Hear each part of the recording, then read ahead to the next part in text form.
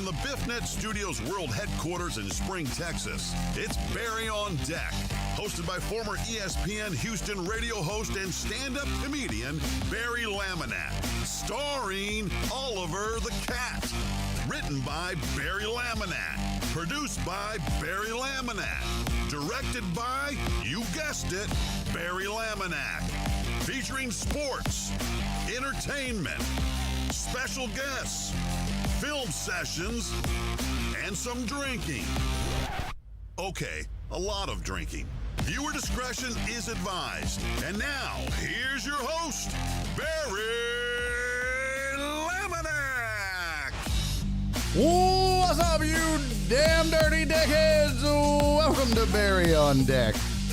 I am your host, Barry Laminack. Thank you guys for being here. Today is Tuesday, April 8th. Holy shit, it's a week from Texas. 2025.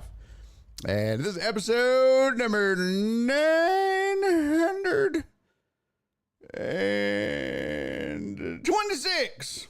Barry on Deck. Welcome to the show. Welcome to the program. Hey, hello. Hi, how are you? So, boy, I was really looking forward to starting on time. We talked about the reasons. Good one today, though. I'm not going to apologize. I'm not like, oh, I'm sorry today. Good reason to be late today. Had a really productive meeting. Kind of an impromptu meeting. Kicked off at about, I don't know, about 1:45-ish. Ran till about 3. Scrambled to get shit done. I was doing some show prep during the meeting. No, it was a private event meeting that your boy nailed down. So I'm not going to apologize for booking a gig, especially a private event, because, that's that cake, baby. So apologize. That's the perils of doing what I do. Sometimes you got to take those calls, and sometimes you got to sit on the line and have those long conversations. Hopefully they're not listening. That would suck. But nonetheless, yeah, sorry. Had to lock down that private gig money. Yeah, hopefully they aren't listening, because what I'm about to say is probably not going to sit well with them. But private events do suck. I'm not going to lie. I love the money. The people are usually really nice, but oh my God, they're brutal to perform at most of the time. And then for the audience too, it usually ends up being brutal for the audience. But that paper, that cake, it's nice. So, no, not going to turn that down. Not going to say no to it. But your boy locked it up. So, what? Feeling good about that. Feeling good. It's been a pretty productive week for you mans, actually. Got a gig Thursday at the Conroe Ice House. You may have seen some shit come out right around 3:00, just before going live here. Because also I will be, if you have friends, that's it. Just if you have friends. Now, if you have friends in the Fort Worth area, send them my way. Your boy will be in Fort Worth Friday and Saturday at Hyenas. 1 show per night, though, not 2. Apparently, there's some sort of like weird art thing going on. So they're only doing 1 show a night. So it's whatever. So there you go. If this guy grew out his hair, he'd look like Jeffrey Dean Morgan. I like that Henny posts this like I can't see it. Henny, you do know that I have eyes and can read, right? I like that Henny says that like I'm not aware of what's going on. Like I don't interact with the chat. Like I don't conversate with the people that watch this show. Henny, I appreciate you, first of all, for being here. Thank you. This show, we stream live on Twitch and on YouTube, both, but welcome to the YouTubes. Henny, if that is your real name. Yeah, Henny, I read everything. So I see everything. So I have no idea who Jeffrey Dean Morgan is. Who is that? Sorry, Henny says it's a compliment. I'll be the judge of that, Henny, because we're about to Google the shit out of that. You'll have to forgive me. A lot of times, you know, people don't come here to pay compliments. They come here to talk shit. Well, I mean, not like the normal show folks. Most people that, you know, watch this show on a daily basis, I mean, they still talk shit to me in a fun, loving way. But, you know, every once in a while, we just get somebody that pops in and goes, "You're an ugly piece of dog shit," and then leaves. And it's like, okay, well, never see them again, but hope they feel better. So, all right, I'm looking it up. Henny, I swear to God, I don't even know what pronouns to use for Henny, so I'm just going to go them, they. Henny, I swear to God, I'm looking up Jeffrey Dean Morgan. Henny? Jeffrey Dean Morgan. If this is bad, I don't know what I'm going to do. Oh. Okay. I mean, I'm not mad. It could have been worse. It's been a lot worse. I've had people tell me I look like Ernest from Ernest Goes to Camp. So I'll take it, Henny. You know what, Henny? God damn it, you're all right in my book. That's right. Suck it, chat. Henny said, "Told you it was a compliment." You damn right. Somebody make a Henny a mod. Give him a co-host. Give them a co-host microphone and let's roll. This is Barry and Henny on deck now. The rest of you can suck it. Are you shitting me? Yeah, hold on. Could have been Jeffrey Dahmer. Yep. Thanks a lot, Donna. Really didn't need that input. Jesus, you see what I mean, Henny? They're over here calling me Jeffrey Dahmer and shit. You know? You eat a little ass, all of a sudden, you're Jeffrey Dahmer. This is who Jeffrey Dean Morgan is. Or Jeff Ross. Oh my God. Barry has one new friend. Shut up, Rudy Rod. It's still one more than you got, raggedy bitch. Here we go. Jeffrey Dean Morgan. Okay. I mean, I don't quite have the beard. I'm not mad at this, Henny. I'm really not. I like the games Henny plays. Okay? I like the games Henny plays here. Yeah, that's a handsome man. My God, what a sex pot. Now I'm just hamming it up. Now I'm just way overhyping it. He's really not that cute. I mean, he's all right. Back in the day, he was. What? Let's go. Let's go with the little gray beard. Let's get it. Huh? I see it. Shut up, Cisco. Everybody's always got to take it back to MC Search.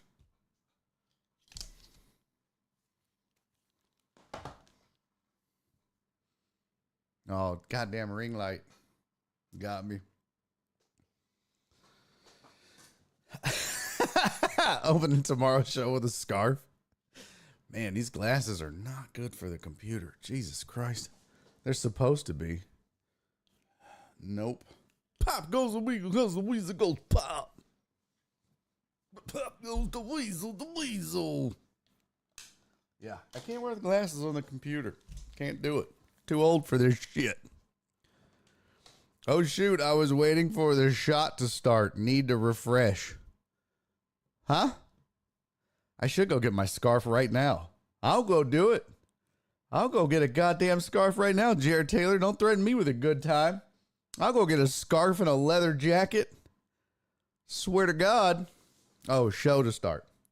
Yeah, sorry about that, Spoon. Your boy got a impromptu meeting. Nailed it. Well, we got a fun show planned. Sad show planned if you're UH Cougs fan. We're going to talk about it. We got to talk about it. Do we have to? I mean, we kind of do. Jesus. We're going to get into that debacle from last night. Unfortunately. So we'll discuss. Hold on. I got to update the goddamn show rundown. No, not a rap cap. Natty Recap. What does the goddamn line say, Tony? Let's go headlines. Natty Recap. Let's go here. Control C. There we go. All right, what else we got on here? We got Natty Recap. We'll do some NBA talk. That's always fun. We're winding down to the end of the season. I believe, if I'm not mistaken, if my gazentas are correct. If you don't know what that is, that's just math. You know, like 3 gazenta 6 2 times. That's your gazentas. If my gazentas are correct, Rocket's magic number is 1. An LA loss or a Rockets win, and they clinch the 2 seed. But it's a long jam for 3 through 6.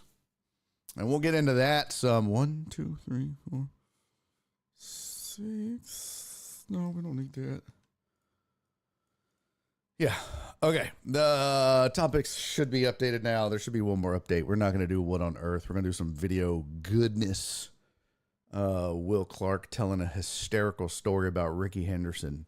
You can never give me enough Jameis Winston videos, and you can never give me enough Ricky Henderson videos. Stories. Ricky Henderson stories. Excuse me. I'll take both. So, what up, Uriel? Good to see you, bud.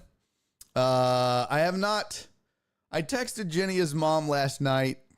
So Alex said topics. No, I'll just wing it. Oh, trust and believe. Your boy doesn't need a rundown. I don't need topics.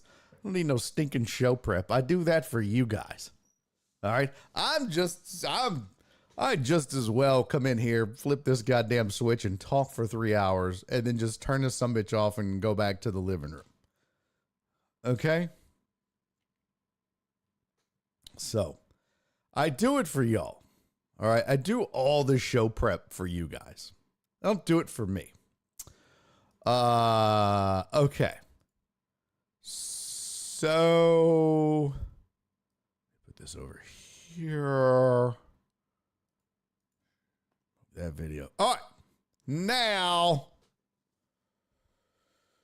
I didn't do any like headlines. I guess I need to check if we have birthdays. I haven't checked that in a while.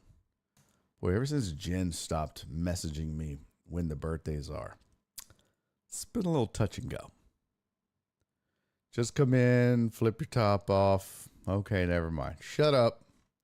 Shut your whore mouth, Alex.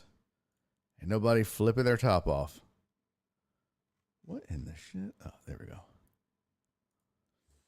Let me see if we got any birthdays today.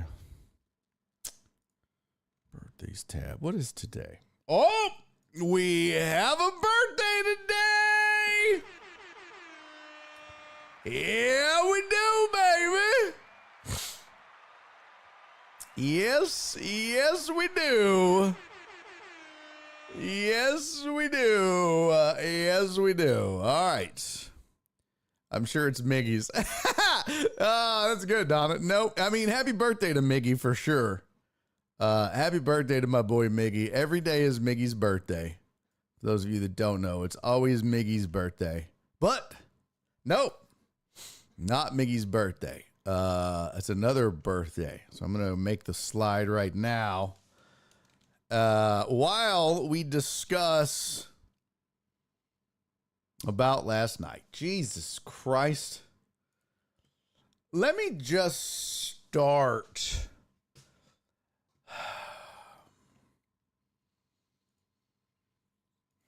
Let me pull up the box score.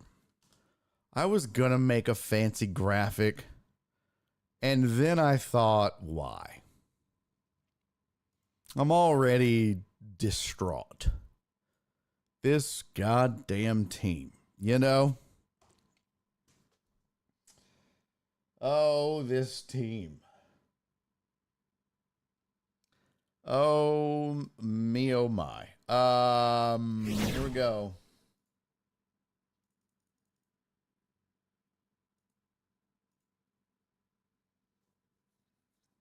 There we go. There is some stats for you.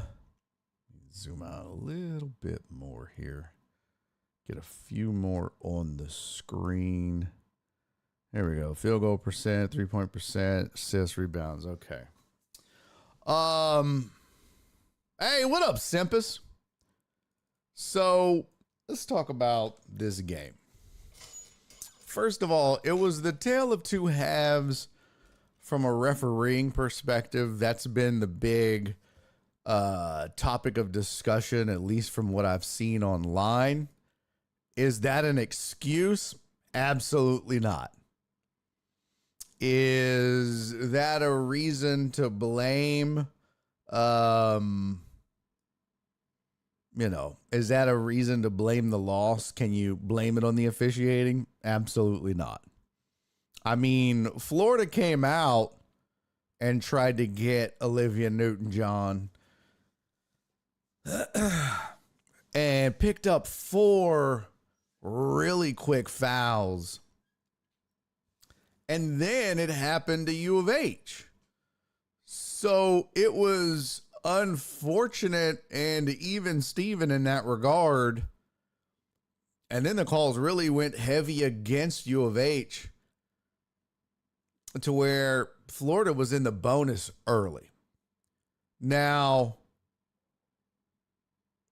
Florida made 81% of their free throws. U of H made 64%. There's your difference. Again, the Cougs' inability to make free throws. They make 64%. They go 9 of 14. Florida goes 17 of 21. That's going to do it. That's going to do it.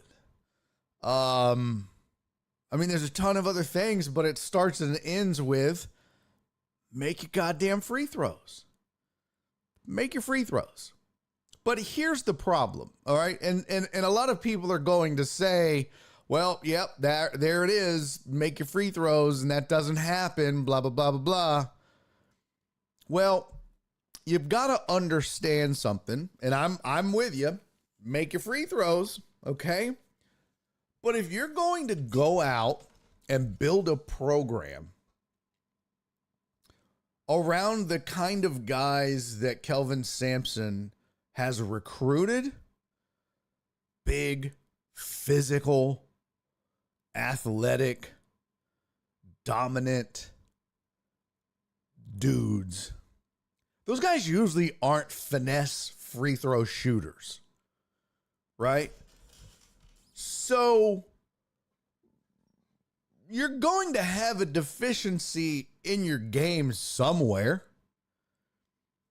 I mean, you're just going to. No team is perfect. Everybody has flaws and warts and problems.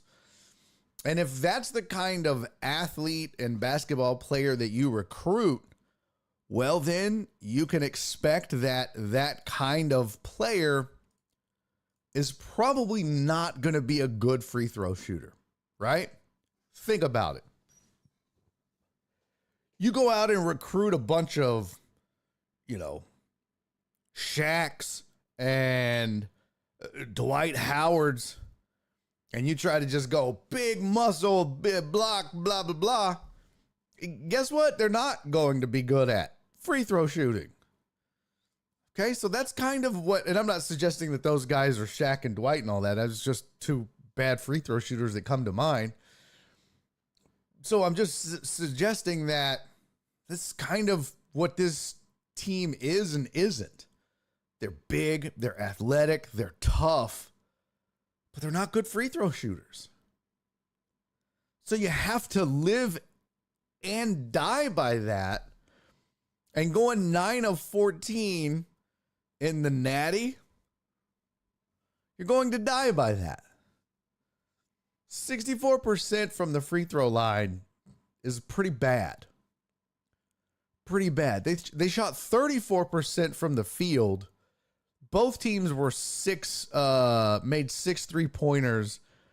And I mean, we're roughly even from 3-point range, 6 of 24 and 6 of 25. So there really wasn't that much difference in that regard. I mean, the Cougars took, 69, took 69 shots overall, made 24. And so they had more shots from the field and made more.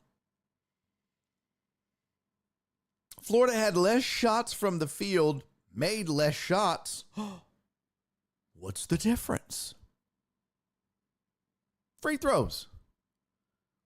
It's free throws. You can't even say, well, the field goals, they may have had more field goals or less field goals, but it was more 3-pointers or this, that, and the other. No, the logic is right there in front of you. They had 16 less field goals. That's a lot less field goals. Like a lot less. They had a lot less possessions because they had so many turnovers. They had 13 turnovers that U of H forced them into. That's good defense. So they forced them into 13 turnovers. So that was 13 possessions that they didn't get. Now, obviously, U of H had 9 turnovers. That's 9 possessions they didn't get. You cancel that out. That's 4 possessions difference.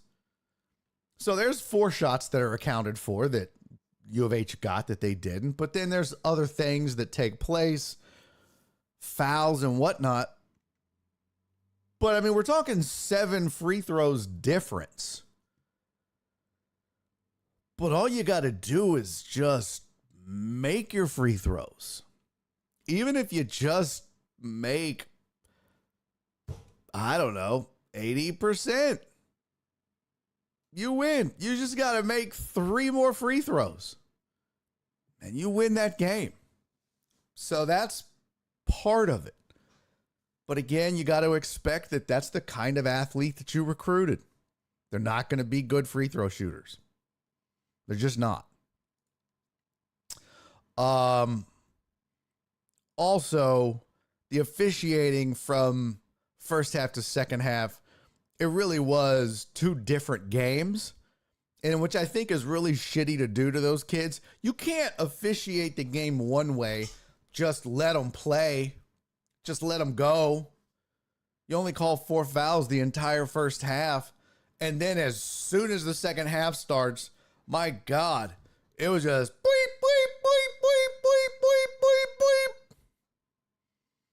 Just whistle after whistle after whistle. It was out of control. It was 2 different halves. It was like they brought in a new officiating crew to do the second half. It was that stark of a difference. And when you do that, not only does it disrupt the flow of the game and change the flow of the game and change things,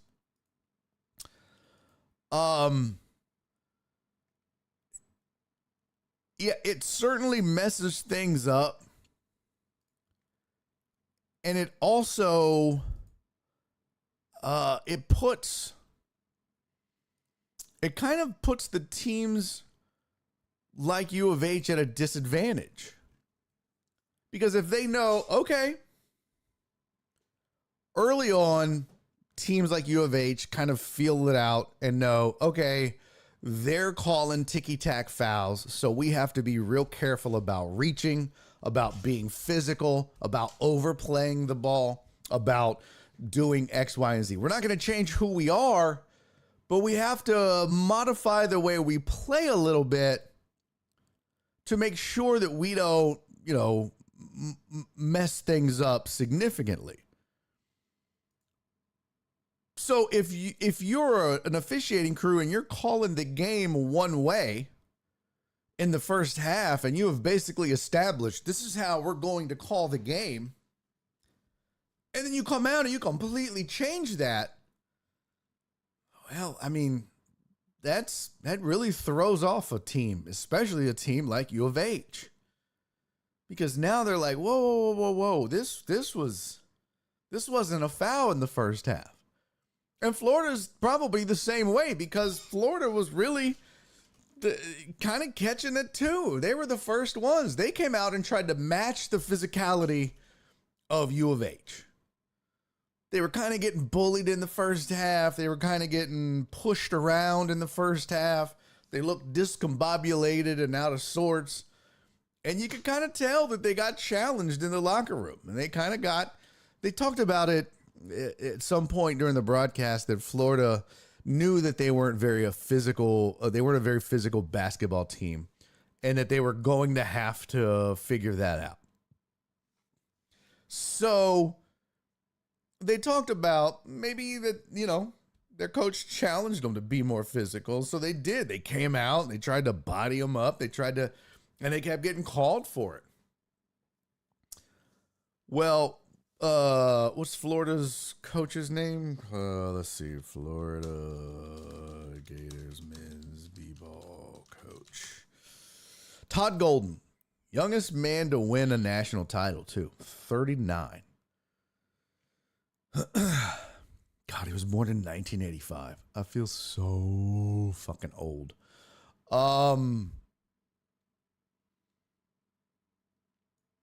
So you could tell he was pissed and he was barking a lot. Jared said I thought he was the ball boy the whole time. But you could tell he was barking at the officials and talking about you got to call it on them. You got to call it at both ends. They were physical the first half. You didn't call it on them. What's going on? And if you go back and rewatch the game, after the technical, after that Florida bench got really overworked, after that is when the officiating really started to flip. And they really started to hone in on U of H. Now, what's crazy is, was this something that could have been there all night? Did they get, were these actual fouls? In some cases, yes. A lot of these were legitimate calls. I will say this.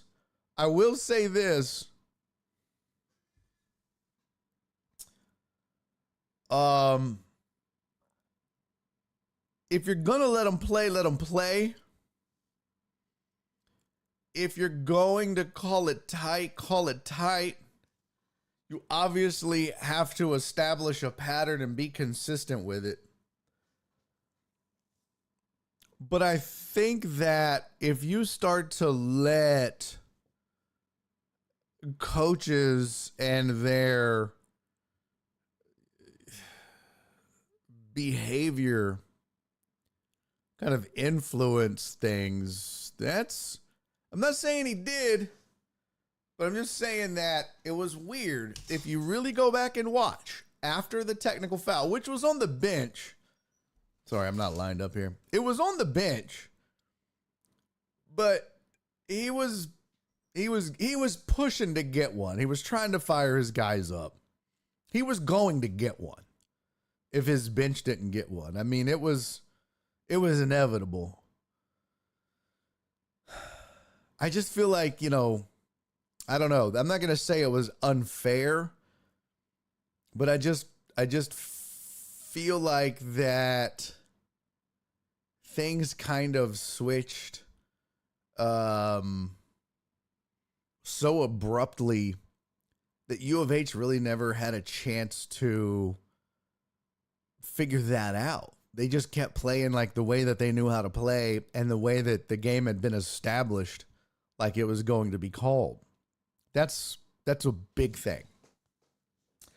Of course, you've got to, make your free throws and whatnot. There's some telling stats in this, though, if you look. Rebounding was pretty similar. Florida's a big team. I will say this, and I don't know if anybody else agrees, and this might just be the fact that, I'm a U of H fan. I never really felt like Florida was ever in it. They never felt dominant. They never felt like they belonged. And that's weird. And I know that that's not true because they won and they made those comebacks, and they belong there, and they were in the title game, and it was going to be close, and I said 72-71, 65-63. Pretty close. But I just never felt like I'll say this.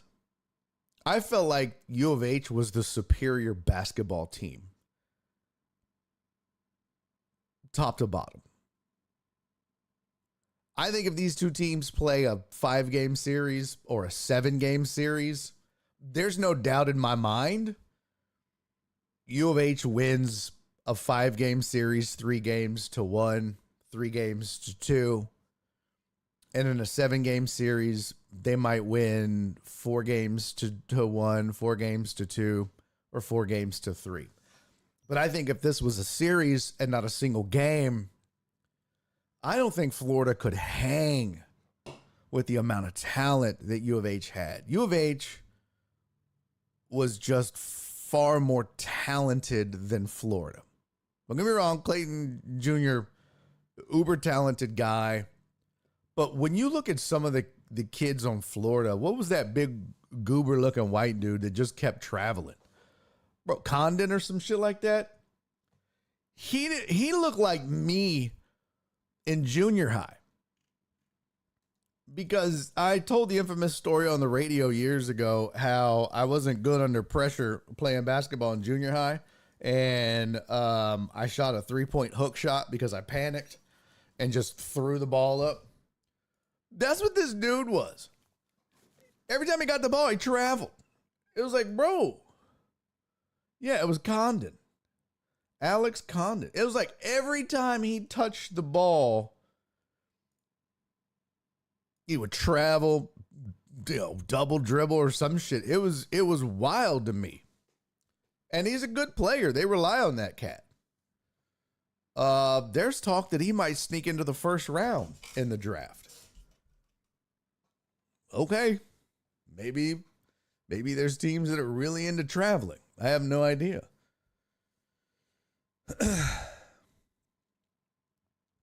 So I will say that there was one moment, and y'all, yes, Donna, the 7-footer, Condon. Now, y'all know me. I am not a guy. I am not a pundit. I am not a sports talker that does a show or does this stuff and says things like, well, that cost them the game, or makes excuses or buys into, well, this one particular play cost them the game. I don't do that often, even for teams that I root for. After 7 years at ESPN and now, I've been doing this. God, I started sports talk radio in 2013 is when I started at ESPN in Houston. So I'm going on 11 years. One thing I learned early, 2 things. One, you don't say we.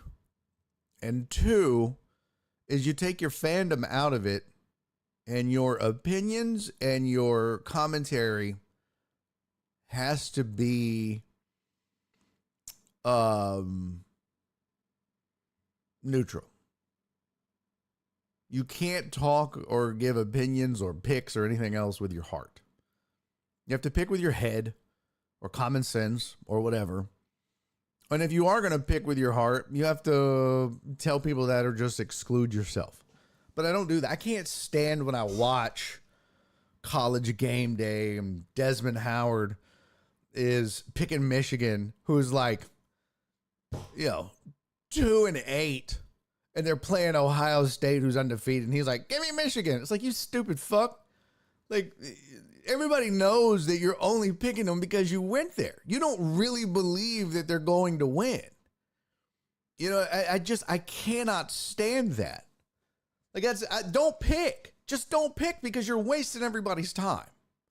So I don't do those things. And I'm saying all this because I'm setting up what I'm about to say. Because I want you to understand that what I'm about to say, I don't say lightly. There are very few moments in a game. There are very few times in a game that you can say, put a push pin in that and let's come back to it, because that could be costly later.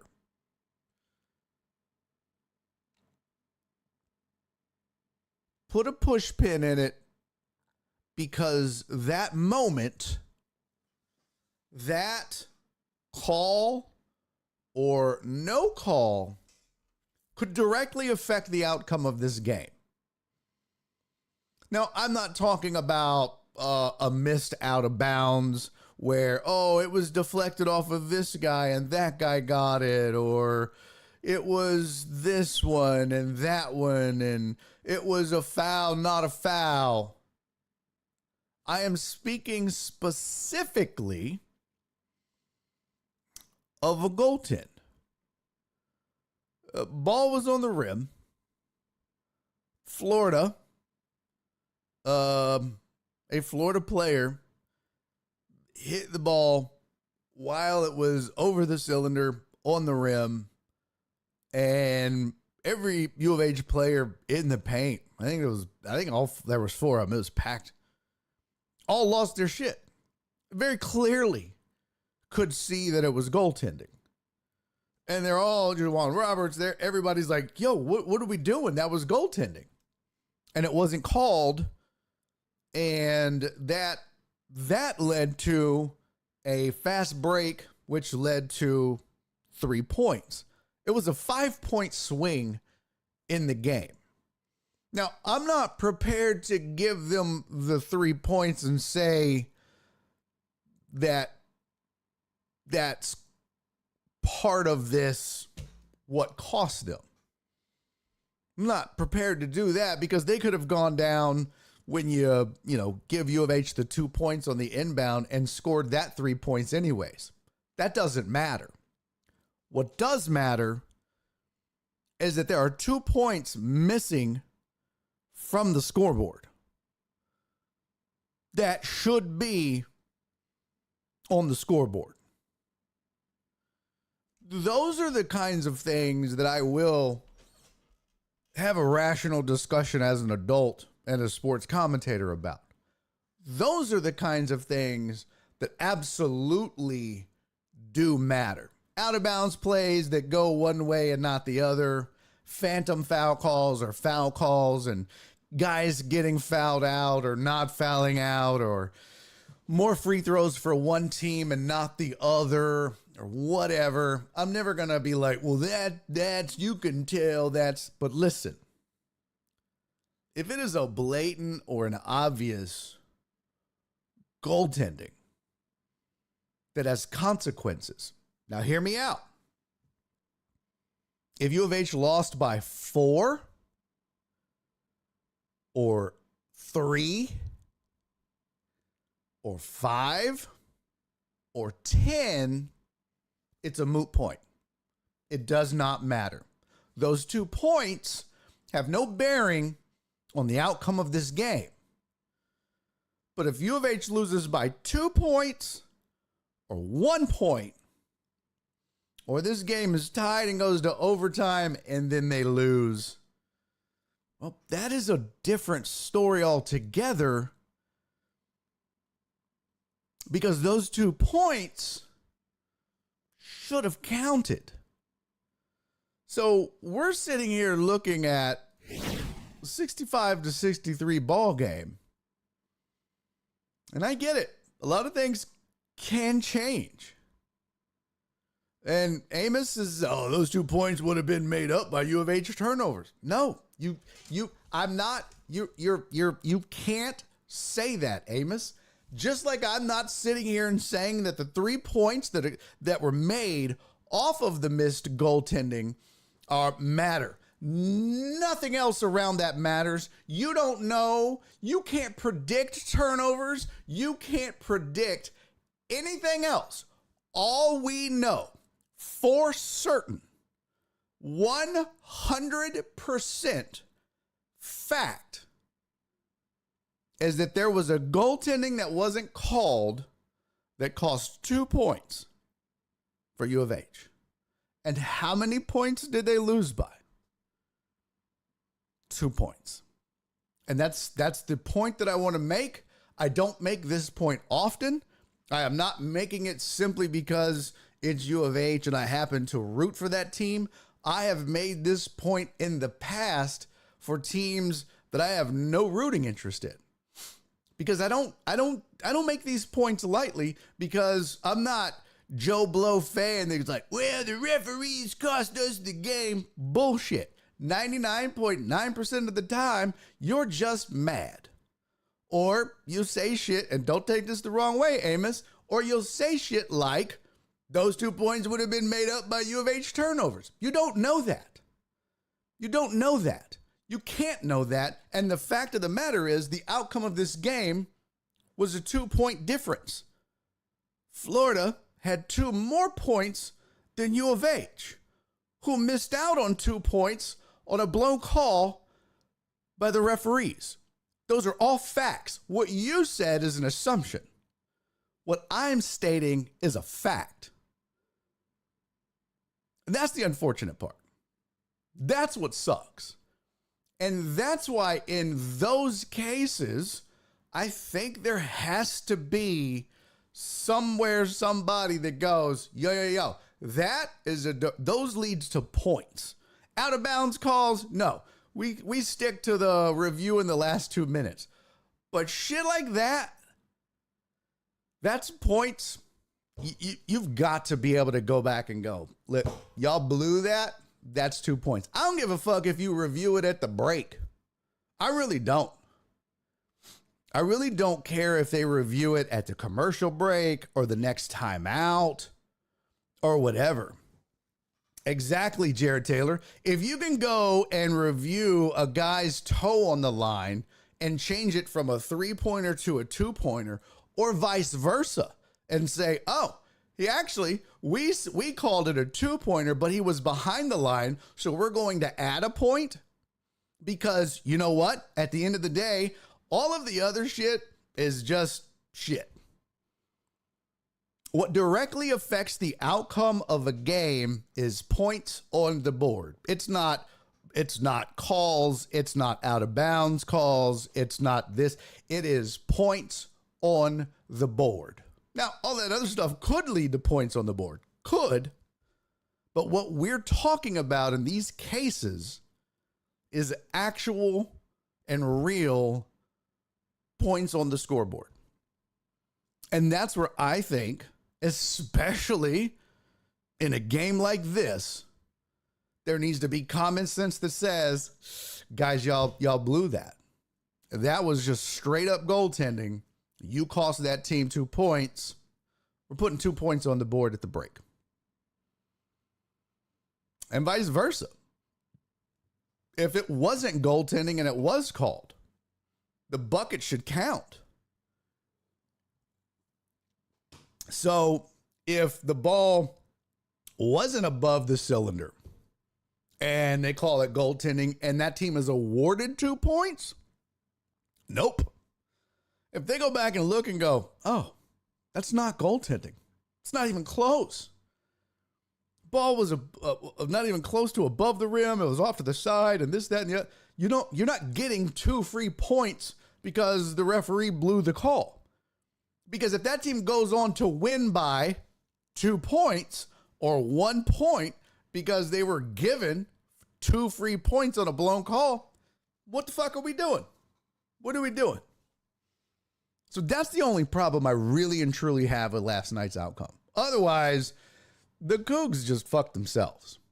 And they still had a chance to win or tie the game at the end. So can you say that it absolutely cost them the game? No. No, you can't. You can't definitively say that I guess you can't, because they lost by 2. So they really technically would have been playing for the win. This game should have at the very least gone to overtime. Okay? So yeah, it technically did cost them the national championship, or at least it cost them a chance at overtime. You can't say that. It's a fact. It's just a fact. It doesn't matter, Amos. None of this matters. I don't understand how you can say all of that is, yes, all of that occurred. 9 turnovers, 4 at the end of the game, gave away points, 4 of those. You do the math. Great. You do some math for me. How many points did they lose by? How many points would have been awarded on the goaltending? How come you want me to do your math, but you won't do mine? I agree with you. Sloppy play down the stretch, blah, blah, blah, blah, blah. But none of that matters if the right call is made. That's all I'm saying.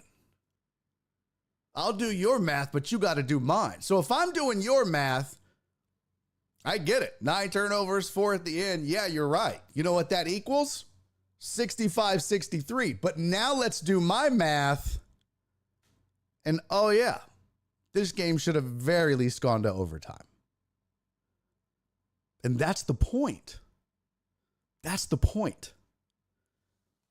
So again, I'm not excuse guy. I never have been excuse guy for a team. I never have been. But there's sometimes in sports where shit really does happen. Now, Kelvin Sampson, I don't think, or, those players aren't going to make an excuse. What they'll tell you is they didn't execute on the inbound play. And that's on them. And had they executed, they either tie the game or win it. And that's probably true. But at the very least, this game should have gone to overtime. At the very least. Tony said, honestly, Ted Cruz was at the game. He was the reason why. That too. Hey, by the way, I never said thank you to Cisco. Cisco, buddy. Sorry, man. I was trying to get into this national championship talk, man, but thank you for the 550 bits, my friend. I very much appreciate you. Joe Bro, thank you for the 303 biddies. Joe Bro said, agree about the 5-point goaltending call. Also completely killed the groove. Yeah. Thank you for the 303 biddies, buddy. And again, I'm not even prepared to give them the 3 points, although, on the broadcast, they talked about it. But like I said, they very well could have gone down and scored the 3 points anyways. So you can't even say that 3 points was because of the goaltending. They probably go down and score the 3 points anyways. Just because it was a break or a fast break or whatever, that doesn't mean anything. They could still go down and run the same play or a similar play and get that 3. I'm not prepared to say that. You don't know what happens on that next possession. You just don't know. You can't predict that, which is why I keep telling Amos whatever he says is incorrect, because you can't predict those things. All we know in fact is that the goaltending wasn't called and it cost U of H 2 points. That's all we know in fact. So, Amos, that's not true. What world are you living in?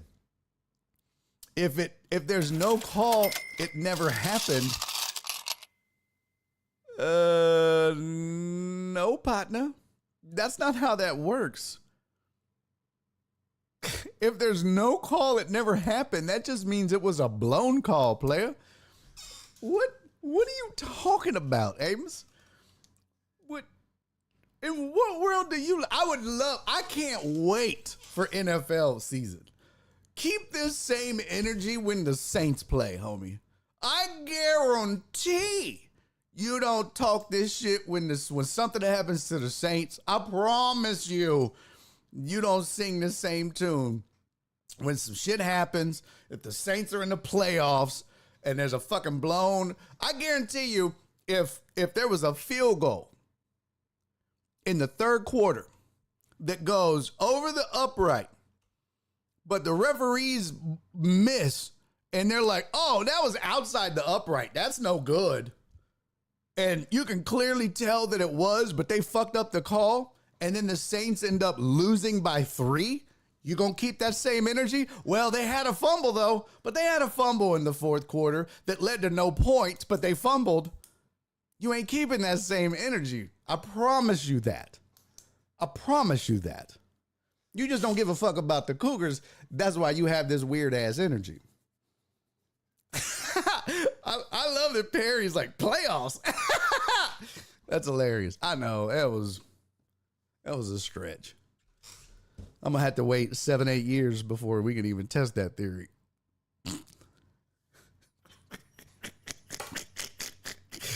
Oh, shit. Oh, my God.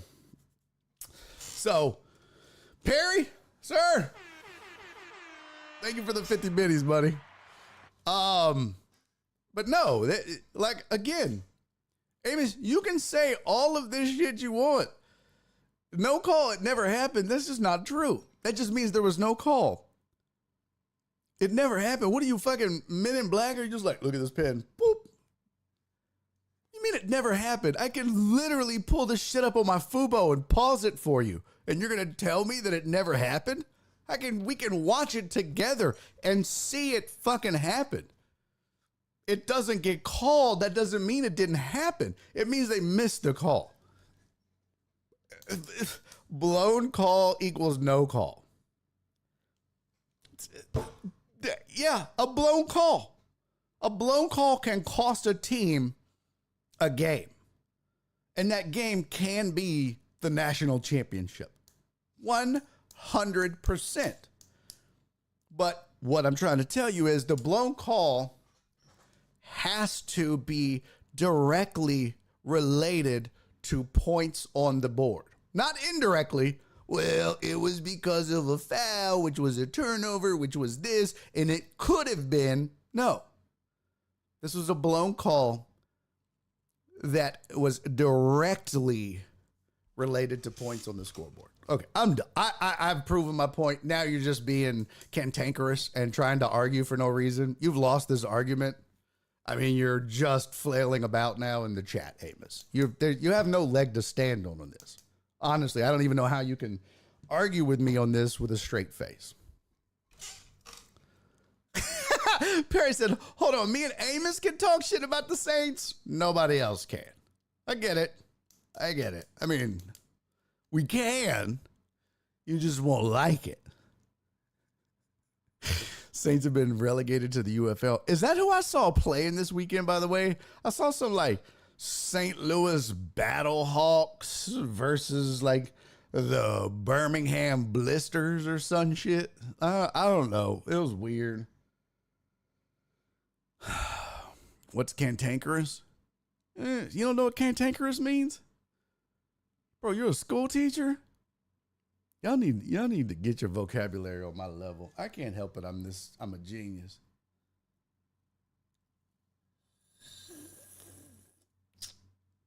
I can't help it. I'm so smart. All right, so Joe Bro said, I feel like they blown call took their heads out for a minute. And yeah, I actually watched the game. Yeah. Calls get blown all the time for either team. Yeah, I get that, Tony. I know. Calls get, I agree. And again, I'm going to move on because you guys obviously either don't listen or don't want to hear. I'm not talking about just run-of-the-mill blown calls. A missed foul or a phantom foul call on or a charge that was a block or a block that was a charge or any of that shit. I'm talking about missed or blown calls that have a direct impact on the scoreboard. Directly. Like goaltending. That has a material and direct impact on the scoreboard, which has a material and direct impact on the outcome of the game. We can ifs and shit on, other kinds of calls, but some of these affect the outcome directly. So that's all I'll say about that. Somebody asked in the chat, do I think Kelvin Sampson retires? I don't know.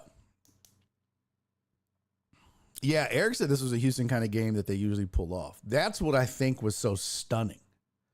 That's why if you saw like Kelvin Sampson's face, if you saw everybody's face, I think that they were just stunned. The Cougars got cougared. I mean, if we're being real honest, U of H got a taste of their own medicine. It's usually U of H that's doing what Florida did to U of H, which is mount the comeback, and then on the last play of the game, when it's all on the line, come up with a huge defensive stop. And that's what Florida did. All credit in the world. I said I didn't think Florida looked like they belonged on the court with U of H for most of that game, and they didn't. U of H looked like they were just going to run them out of the building for most of that game. And there were spurts where Florida, did some things, but for the most part, like I said, I just never felt like Florida was really ever in the same class as U of H. It just didn't. But they slowly kind of clawed back here and there. U of H really did a lot to shoot themselves in the foot, more so than Florida did to get themselves back into the game. I will say that. I think this was more about U of H letting Florida back in than Florida earning their way back in. But credit where credit is due. That said, on that last play, U of H got U of H'd. And Florida, great defense, great closeouts. I mean, it was a scramble drill. And if you go back and watch, Florida looked like the Cougars playing defense the way that they handled that last play. They really did. It looked great. And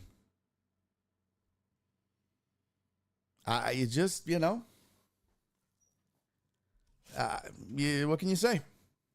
What can you say? You didn't get a shot off. And what's crazy is Sharp all year had been the guy. I will say this. There's one deficiency in Sharp's game, I thought, and it kind of showed up at least once in this game. He got his shit sent into the third row on a 3-point shot by Clayton. And Clayton's not a tall guy. But Sharp's shooting motion is not the prettiest. He can knock him down, but he needs space. He's got to have space. He does not shoot like his shooting motion is not up here. It's like more down here. It's more of a push shot. It reminds me of Jalen Green when Jalen Green first came into the NBA. And when you got a guy who's not shooting like, at the top of his J like that, guess what happens? If guys are in the right position, they're either going to block your shit or alter your shot. And you know what? That's what happened on that last play. He got D'd up. He couldn't get the shot off. His shooting motion is the equivalent to Tebow's throwing motion. It kind of is. It kind of is. I mean, it's not pretty.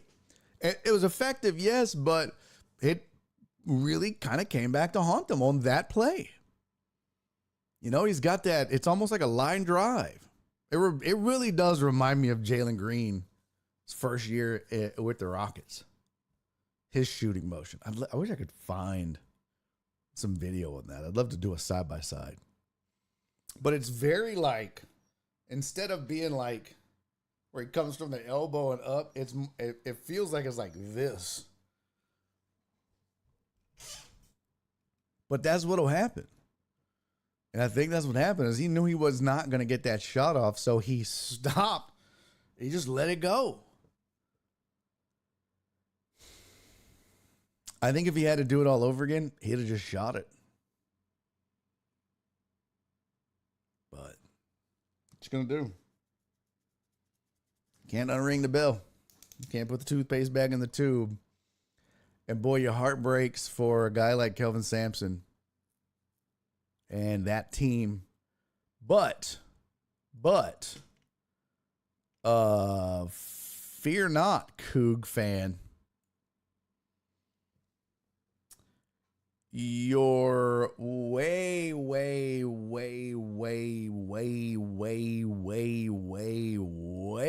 too early. Top 25 for next season has U of H number 1.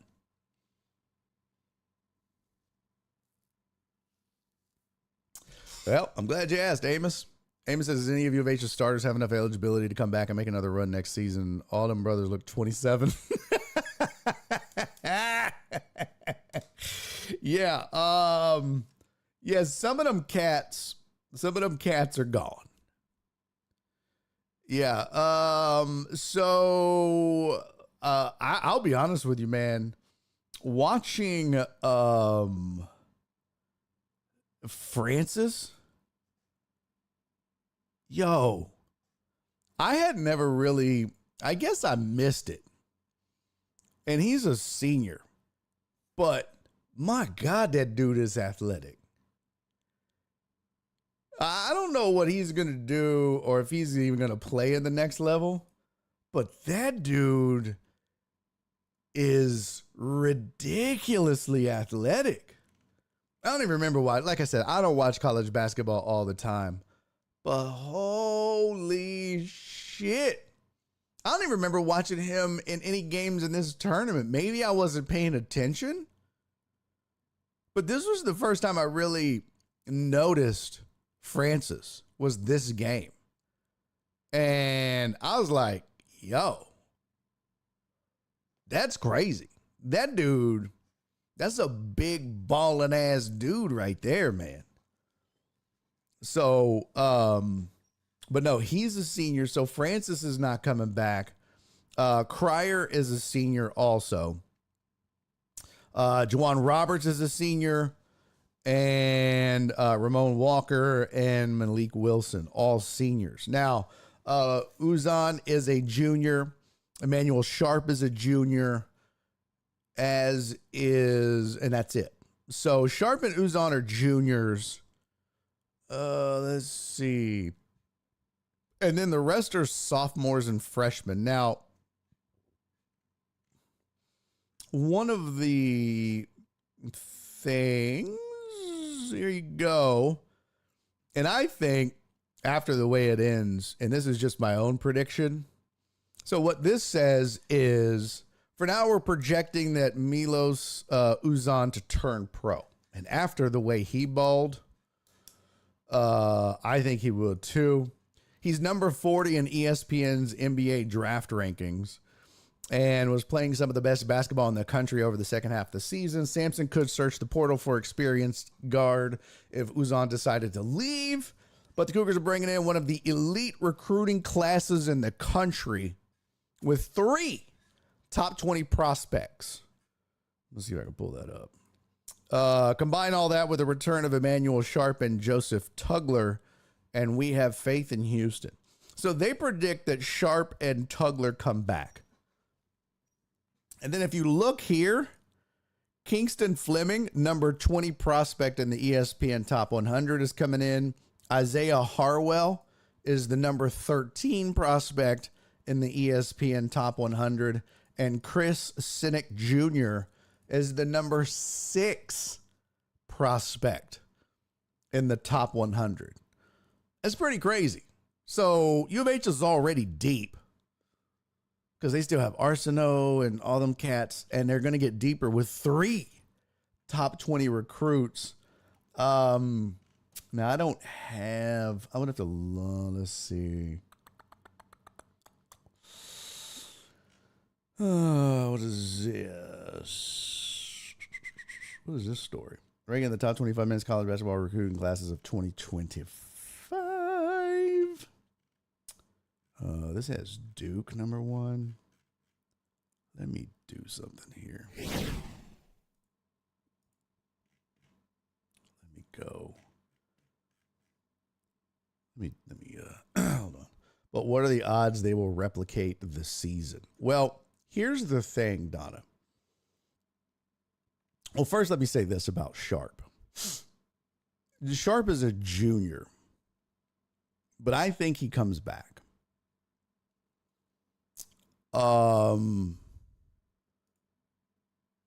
One, I think he comes back simply because of the way that this season finished. That last play, unless he is a surefire first round pick, which I don't think he is, not with that shooting motion, and I just don't think he is. I think he definitely comes back. And I think if it's close, he would come back. I mean, even if he was a second round pick, I think he could probably do himself some favors by coming back, especially if he could win a title. But I definitely, if he's not considered a pro prospect, which I don't believe he is. Let me do something here. There we go. Shout out to a certain deckhead. I shan't mention names. He knows who he is, though. Let me check out these ESPN Plus articles.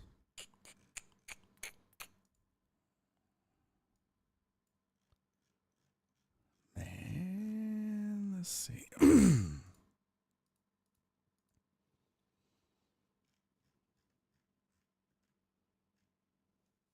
Okay. You know what's wild? And this is why I say I just don't think Florida was in the same class as U of H. Because if you go back and look, this is their predictions for next year. And I know that recruiting classes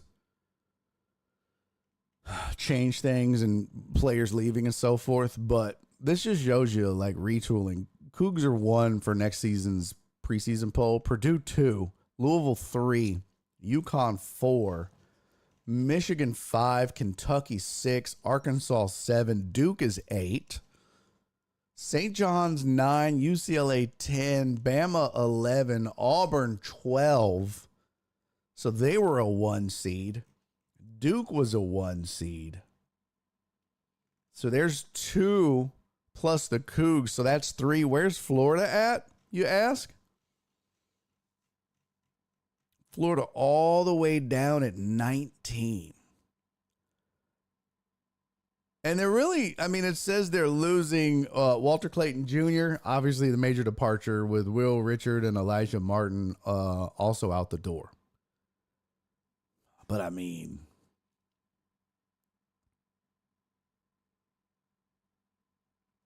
and yes, in the tournament, guard play is crucial. They're getting the number 26 prospect in the country coming in. That's certainly going to help. But how does a team go from number 1 and a number 1 seed and one of the 4 or 5 best teams in the country to 19? I mean, even some of these teams that were, I mean, look at these SEC teams. They're still up there. They're still, they've had every one of these programs is going to have losses. Auburn still bounces back at 12. Bama's still up there at 11. Duke at 8. Of course, Flag is now a sophomore, so that helps tremendously. But there's U of H. Just like I said, I just don't think Florida belonged on the court with them in many ways. That's what's crazy about the outcome of this game, man. So you got to give them credit. Gotta give them credit. All right. Here's the NBA draft predictions. And I was talking to my buddy about the Rockets coming up. And here's the big board rankings. Oh, Cooper Flag's leaving. This is crazy. So, no way, Amos, really? I gotta look that up. They have Cooper Flag coming out and going pro. Pretty crazy. I forget you can do that now. So, Flag, Dylan Harper, Ace Bailey, VJ Edgecombe, Trey Johnson. So where's our first, let's see, U of H player?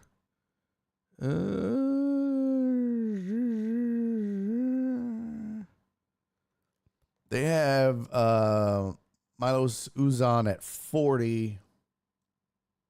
And that's really it in the top 50 picks. Tugler at 58.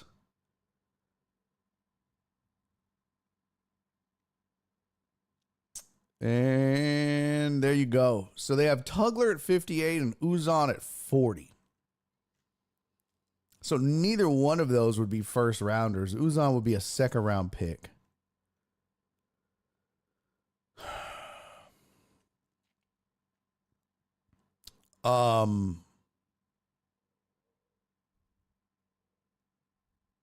That's not going to happen, though. I don't think his stock... Alex Villanueva said Uzan should stay. His stock will never be higher than it is right now. I don't think he stays. Would you, Alex? If you know you'll be one of the first 40 players drafted and maybe higher, maybe even higher than that. Let me see something here.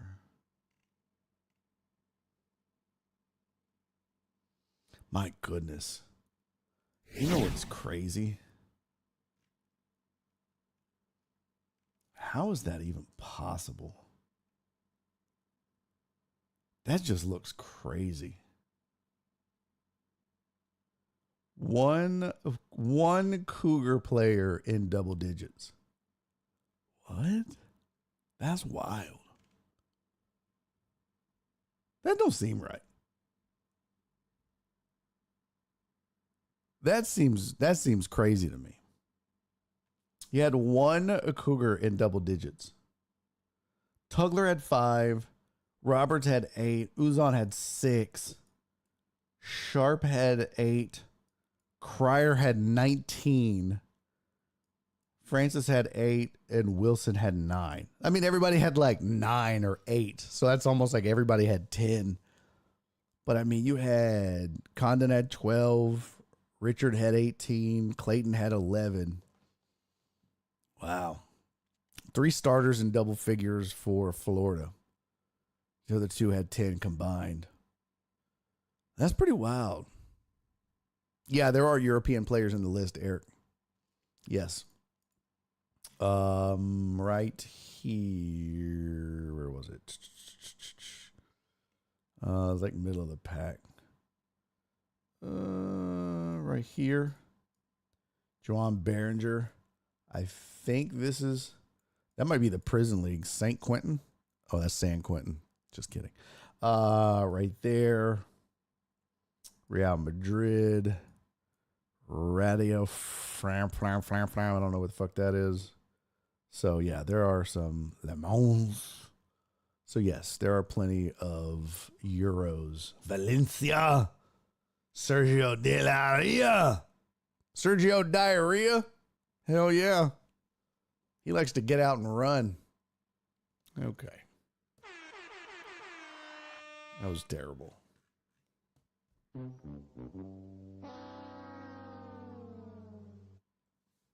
I award you no points. Shut up, Laminack. Mike Malone fired by the Nuggets. Let's look that up. Let's look it up. I don't believe you.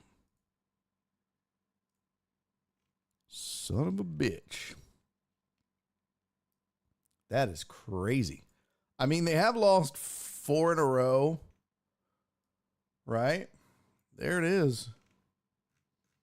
Nuggets fire Malone next for Denver's playoffs. Jokic's future. Denver Nuggets shocked the NBA world by firing head coach Mike Malone and announcing they would not extend the contract of general manager Calvin Booth on Tuesday, with just 6 days left in the regular season. Nuggets are just 2 years removed from winning an NBA title and are currently in 4th place in the West. However, after a 4-game losing streak, Denver is now just a half game above the logjam of 4 teams. They're currently tied for 5th.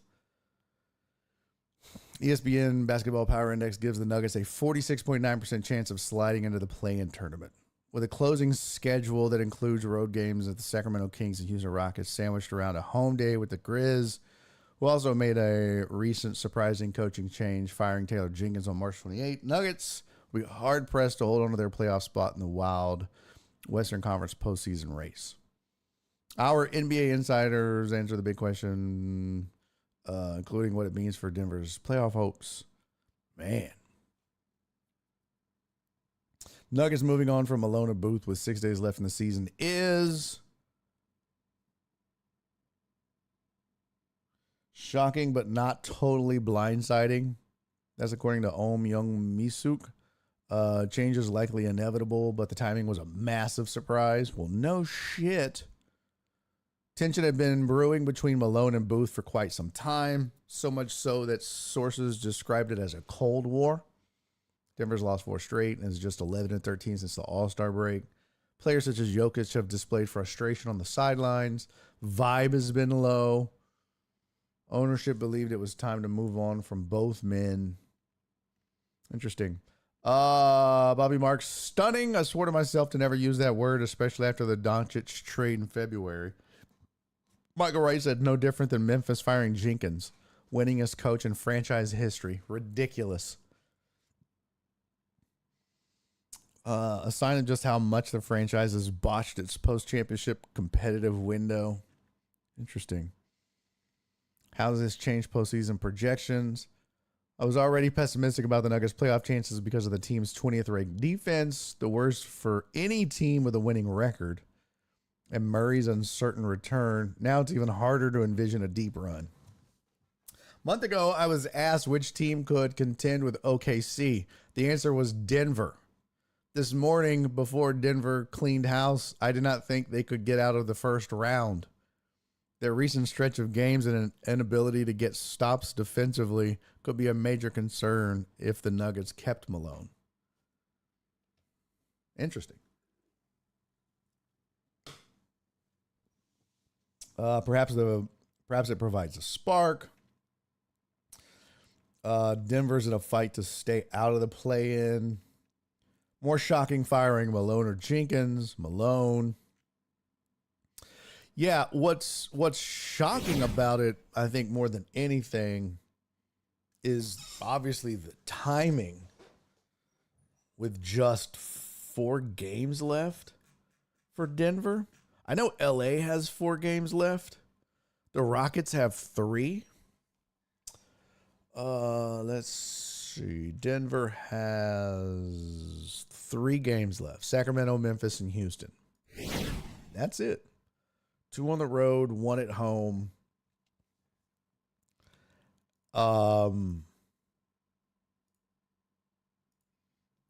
And here's the standings right now. And you can see what I was talking about as far as like magic numbers for the Rockets. Remember, I told you, I think it's 1. Because you go by the loss column. So Rockets have 27 losses. LA has 30, right? The Nuggets have 32. Nuggets can't catch the Rockets. They both have 3 games left, okay? So, Rockets have 3 games left. If they were to lose all 3 and Denver were to win their final 3, it still wouldn't matter. Denver would have 32 losses. The Rockets would have 30. So, really, the Rockets can do no worse than 3rd in the West. It's pretty damn good. But LA has 4 games left. What does that mean? Well, LA could win out and the Rockets could lose out. And in that case, it comes down to the tiebreak. And I think that is head-to-head. And in that case, I don't know what the head-to-head is. Let's see. I think that the Lakers won the head-to-head.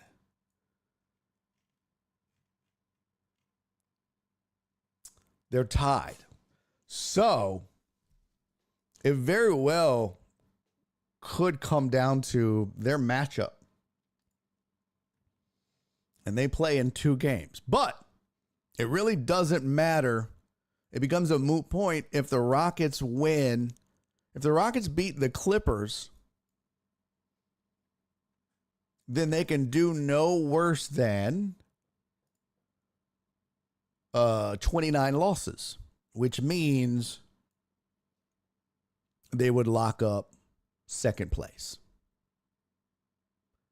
So that's why I say the magic number is 1. If LA loses again, then that would give them 31 losses. Rockets can't lose 31. They could lose out and still only lose 30. So a Rockets win or a Lakers loss, and the Rockets lock up 2nd place in the West. Pretty spectacular.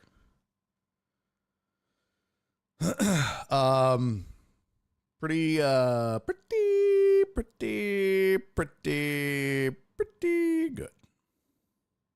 Pretty good. It's pretty good. Now, but that shows you how big that first game was when they beat them in January. And, Lakers coming back and beating them at the end of March. So this April 11 game on Friday is huge. Westbrook blew a game where Joker had like 9 to 90,000 points. Go figure.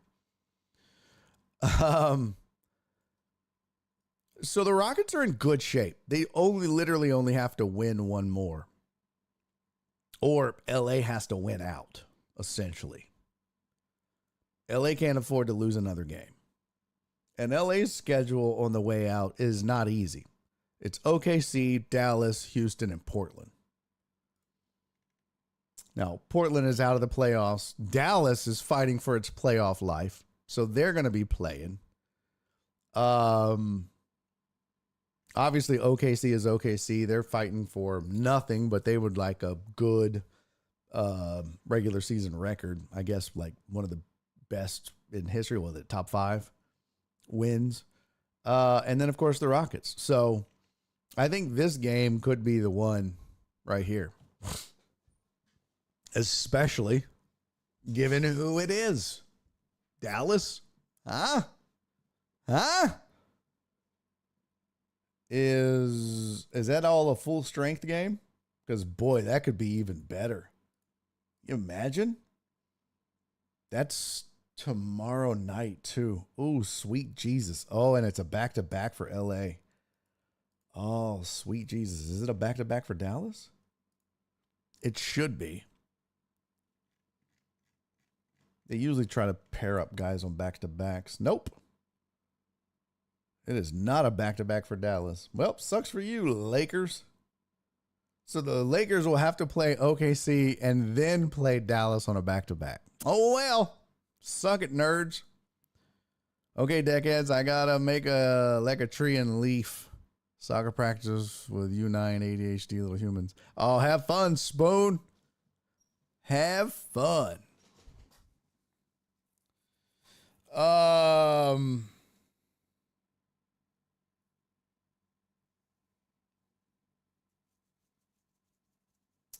Wow. Yeah, Octavio Dotel passed away. I didn't see that either. I'll be damned. Gotta look that up. Jeez. You guys with all this. Yep, ex-MLB pitcher Dotel dies in nightclub tragedy. Jesus. Former Major League pitcher Octavio Dotel was among the dozens who died after the roof of an iconic nightclub collapsed in the Dominican Republic early Tuesday morning. Good Lord. At least 44 people were killed, a number that also included Nelsie Cruz, the governor of the northwestern province of Monte Cristi and sister of seven-time MLB All-Star Nelson Cruz. Another 160 people were injured, according to the Dominican Civil Defense. Collapse occurred around 1 a.m. during a merengue concert, which drew athletes, politicians, and others to the Jet Set nightclub in Santo Domingo. It wasn't immediately clear what caused the roof to collapse. Professional Baseball League of the Dominican Republic also confirmed Dotel's death on social media. Dotel, who logged 36 saves for the Astros and the Athletics in 2004, was pulled from the rubble about 6 hours after the collapse and was transported to a hospital. Damn. That's sad. Dotel, 51, started his major league career in 1999 with the Mets. In 2011, he helped the St. Louis Cardinals win a World Series. During his 15 years in the majors, Dotel recorded 109 saves and logged a .378 ERA. What it wasn't nothing as nasty as that 1-2-3 punch. Lidge, Dotel, and Wagner. Still goes down as my favorite 1-2-3 punch. Total Dallas, your delusions of grandeur are kind of gross. Rockets doing good. U of H in the finals. Texans did good. Does this mean a 100-loss game season coming from the Astros? That's a good question, Eric. I don't think so. I really don't. I think the Astros are going to be fine. Now, do have some bad news on the injury front. Spencer Arrighetti broke his thumb. Got hit. He was out in left field, I guess, throwing, and got hit with a line drive. Broke his thumb. I don't even know how long he's out. Let me see. Teams. Astros news.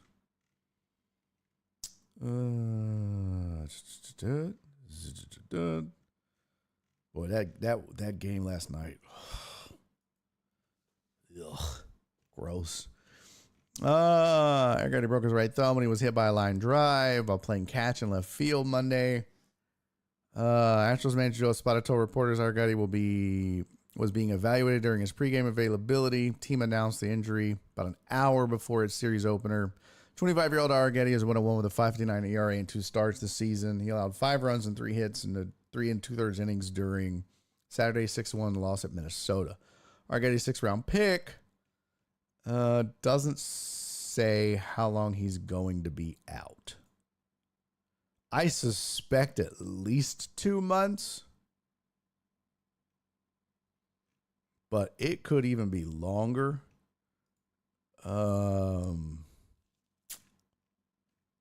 Let's see something here. MLB pitcher broken thumb out at least. We'll just see what it, damn it. This is all like current. I wanted like old school. Bryce Harper injury. What is recovery time for a broken thumb? Injury might sign on them for longer than Philly can afford. Damn, broken left pinky. Let's see what a broken left field. Former MLB pitcher at Hotel. Playing a video game. Jesus Christ. Let's see. Former MLB pitcher at Hotel. Common hand injuries. I'm just trying to get an idea.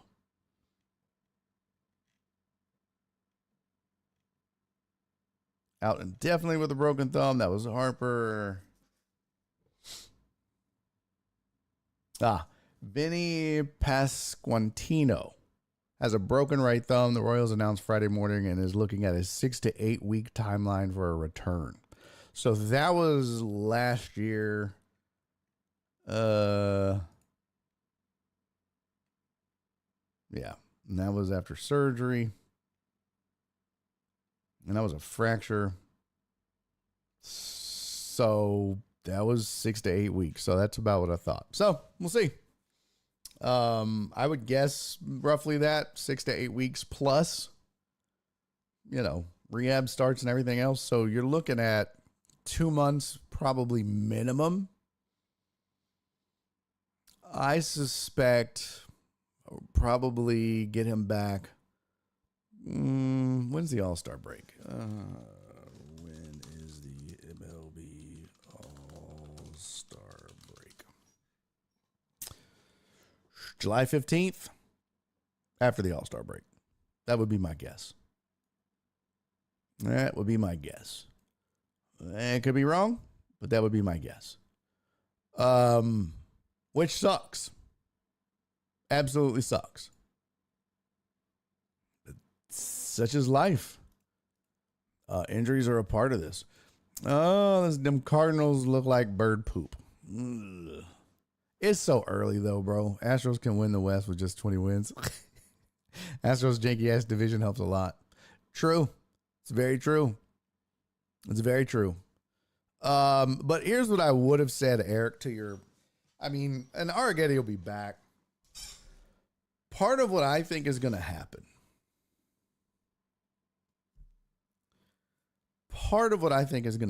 I think they move Fromber at the deadline. I do. I think they know they're going to be getting Arrighetti back.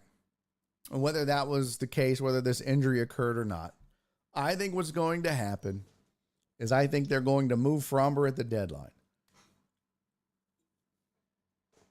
I do. I don't think they want to repeat of the offseason.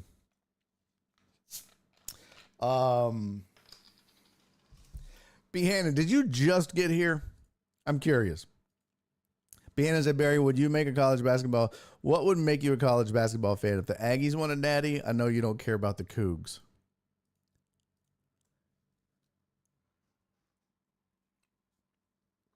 Did you just get here? B. Hannon said, I did.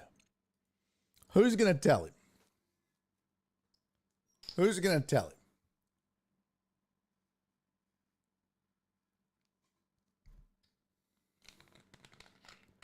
Who's going to tell him?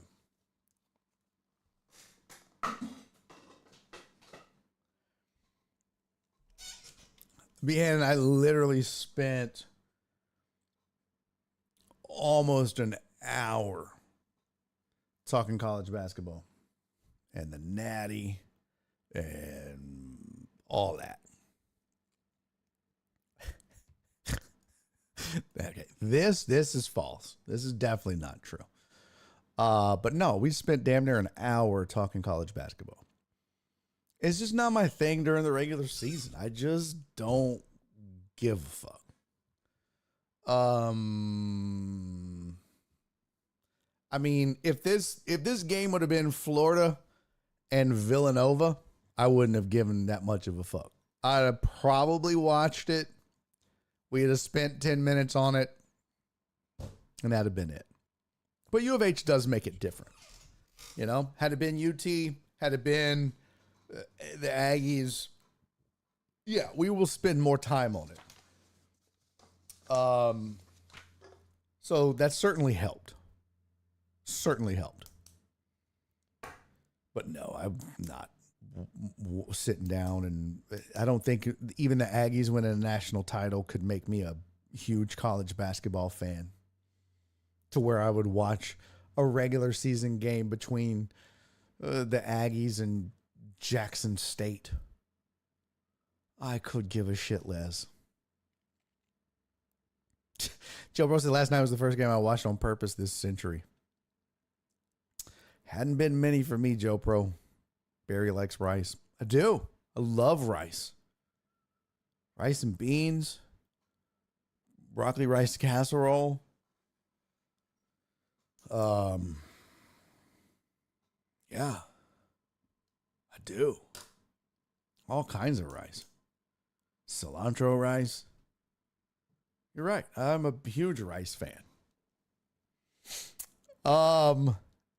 Damn, BS, I was at the game last night. $20 a beer. Yo, that's insane. I hope you split a beer 7 ways.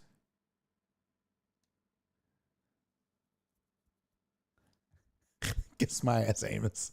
You kiss my entire ass.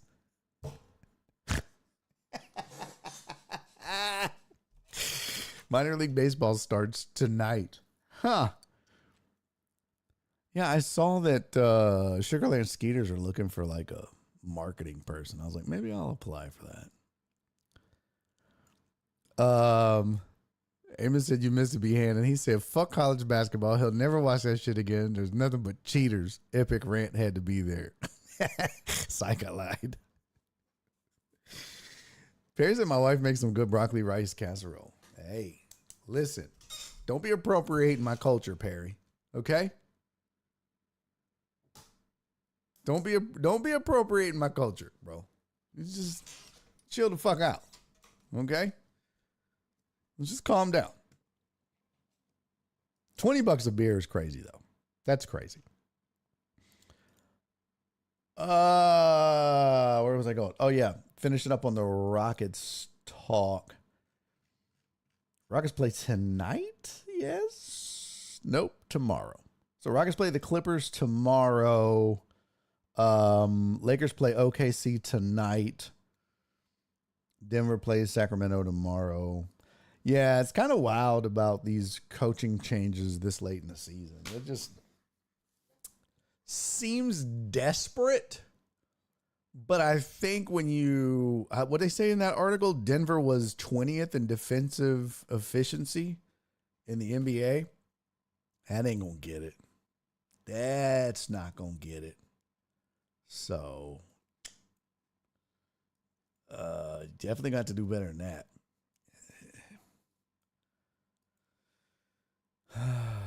All right. Well, boy, we have covered a lot. Let me see here.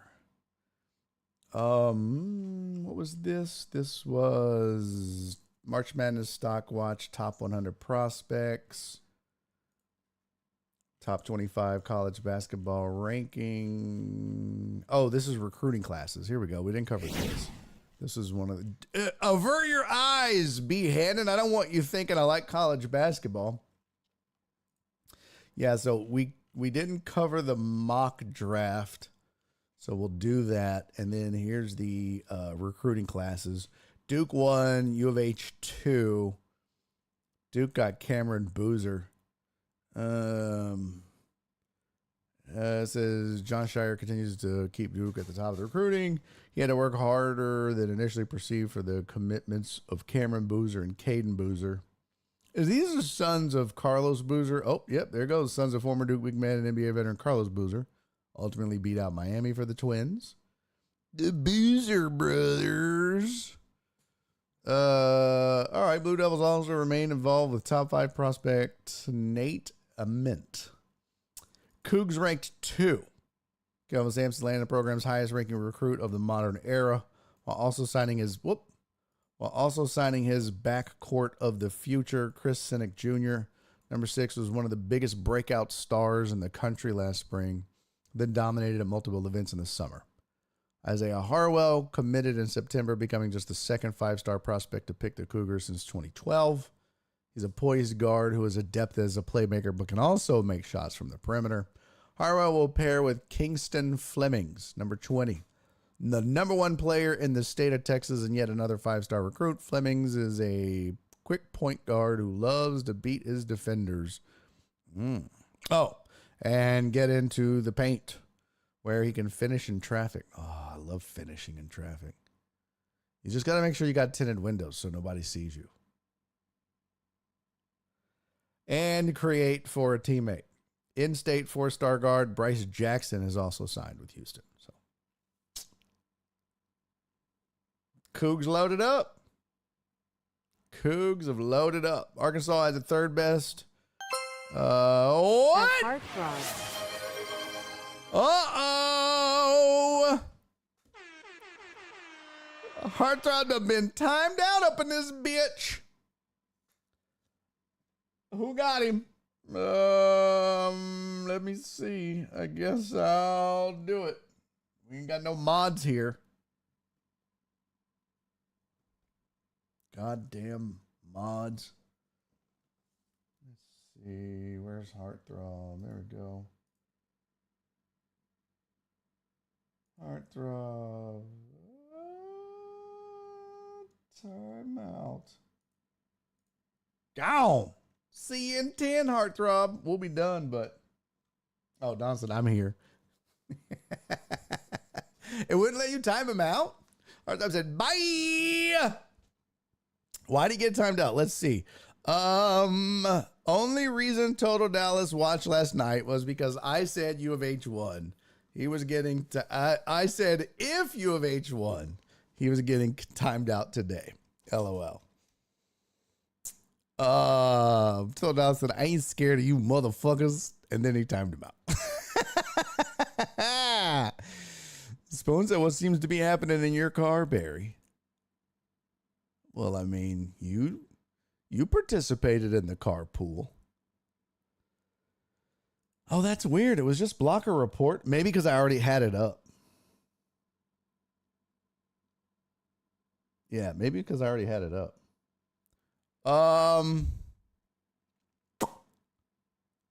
NBA draft lottery percentage for Rockets getting a high pick. So they have Phoenix's pick, which is good.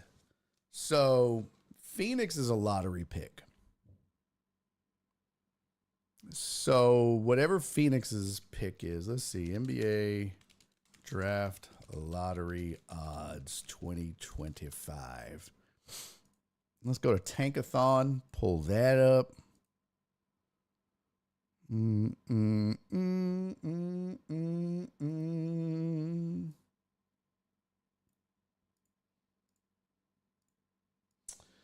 Outside in the club, what you think I'm about? Let's see. Here we go. NBA odds lottery.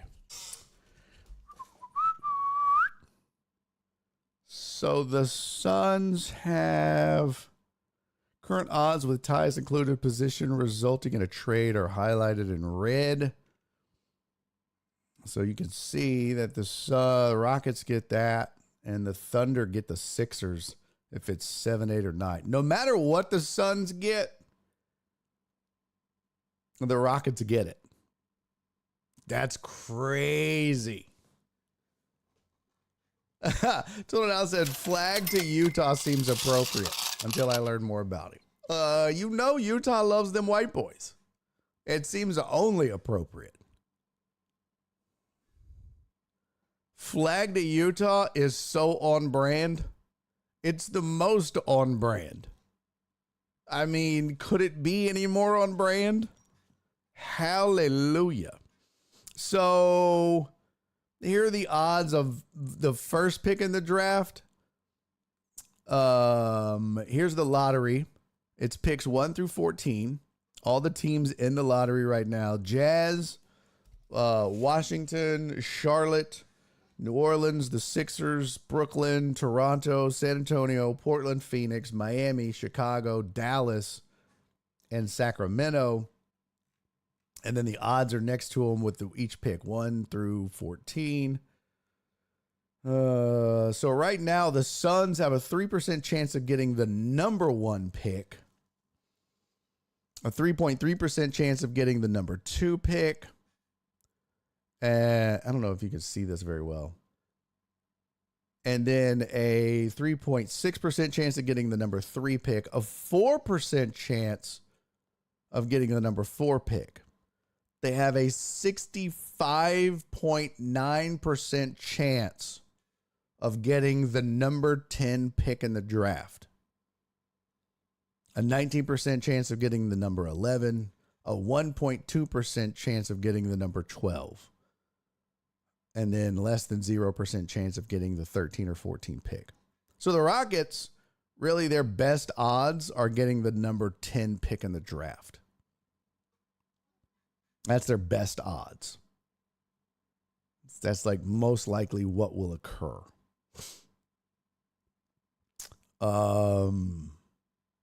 So second most likely odds is they get the number 11 pick. So there you go. And Atlanta is, if Sacramento gets the 14th pick, Atlanta gets it. The Thunder, as good as they are, could still get pick 7, 8, or 9 from the Sixers if the Sixers are picking 7, 8, or 9. So the Thunder get the Sixers pick, but it's top 6 protected is what that means. Meaning if it's a top 6 pick, Philly keeps it. But if it's outside the top 6, the Thunder get it. Crazy. So there you go. And yeah, so your Rockets will get a lottery pick from Phoenix. As good as they are, they'll get another draft pick. Yeah, who it'll be, what it'll be, who knows? You know? But there you go. That answers that question. Here is some, whatchamacallits. Flags outstanding freshman season in a surprising fashion as a controversial late game call helped Houston overcome a significant deficit. Oh, whatever. Meow meow. Where's your story on the goaltending? I didn't think so. Washington Wizards get Dylan Harper at 2. Charlotte takes Ace Bailey at 3. Pelicans get VJ Edgecombe from Baylor at 4. Philly takes Trey Johnson from Texas at 5. Brooklyn takes Jeremiah Fears from Oklahoma at 6. God, he looks like a kid.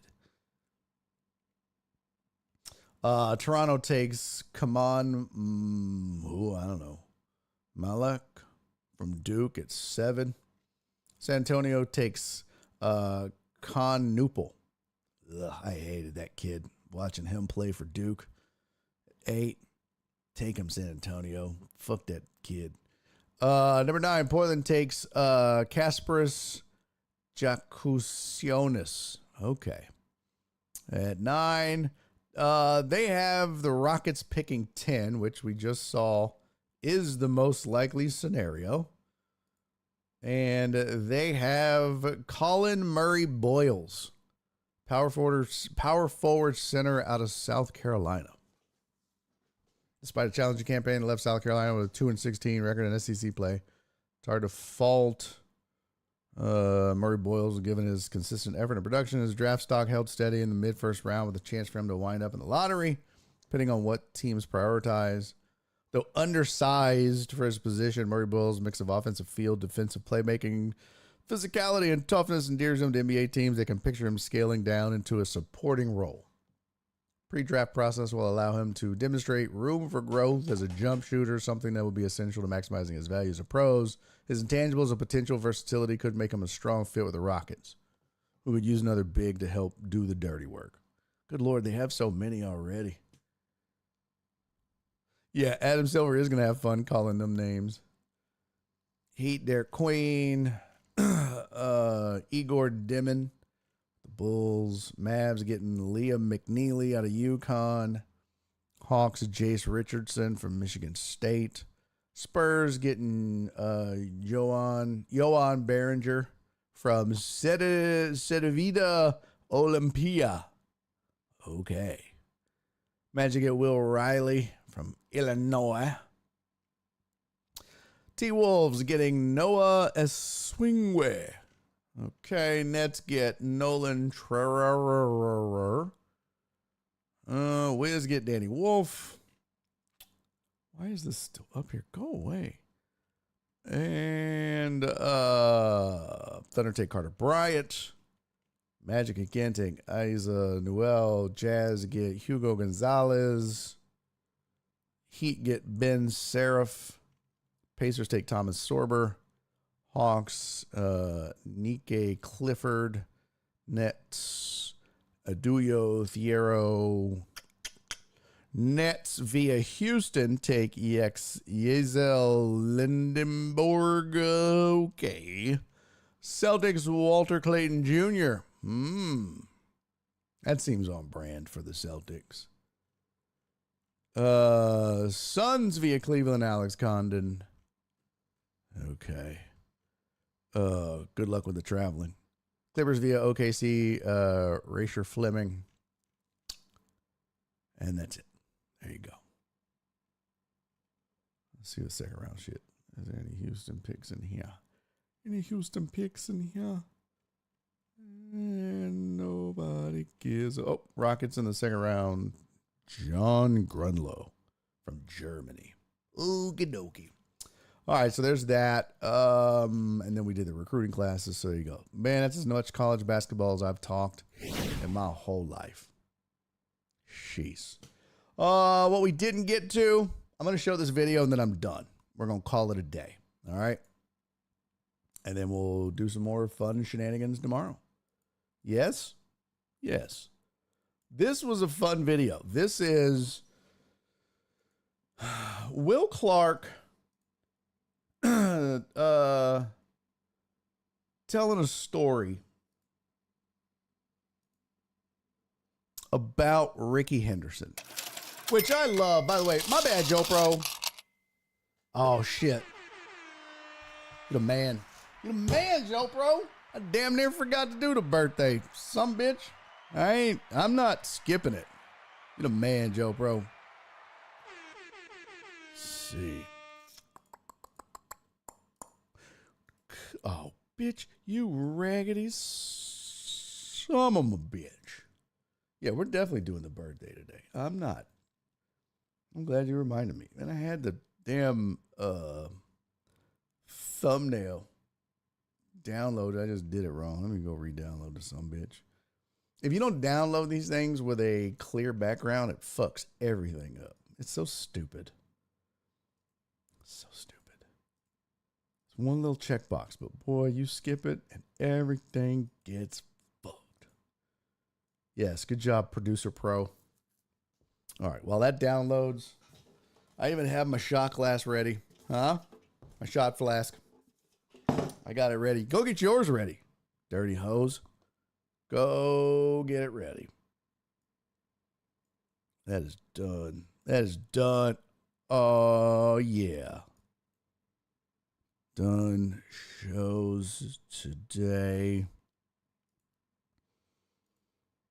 Because we...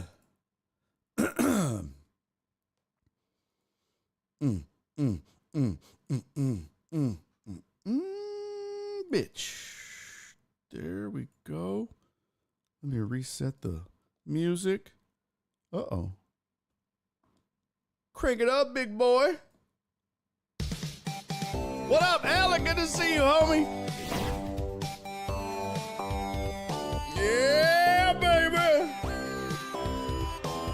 Even though his old cranky ass argued with me all goddamn show, I guess we'll do his birthday.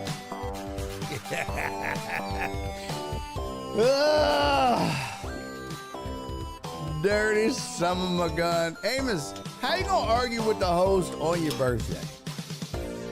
Huh? Huh? Well, I I know what. You must be drunk as shit by now. That's got to be what it is. I mean, you kind of already argumentative. But damn, bro. Well, I guess you're allowed to be argumentative since it's your birthday. Well, drink, drunk, Amos. Happy birthday to you, pimpin'. I hope it's a good one, you know. I hope you get some roadhead or a hand job or, you know, all that weird shit you're into. And while it's happening or when it's over with, I hope he cuddles with you. Okay? Listen, Amos, brother, I appreciate you being a part of this, for real. It's dope. Amos, I'm about to give Frank. Hell yes. Appreciate you being a part of this community, man. Being here from day one, being an OG in the Deckhead community, man. Much love to you, brother.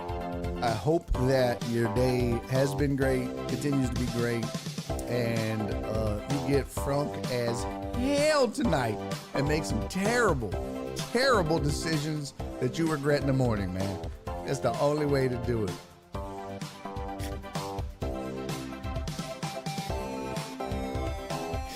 Love you, brother. Happy birthday, homie. Cheers.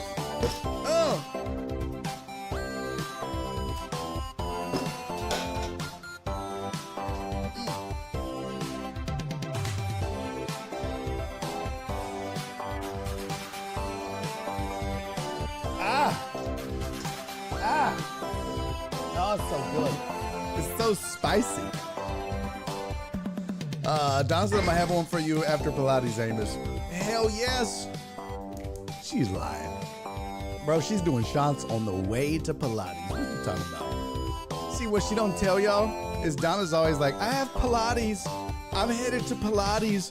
I gotta go to Pilates. That's the name of the bar. She just don't tell y'all that. Pilates is a bar. Yeah, it's over on the south side. It's called Pilates.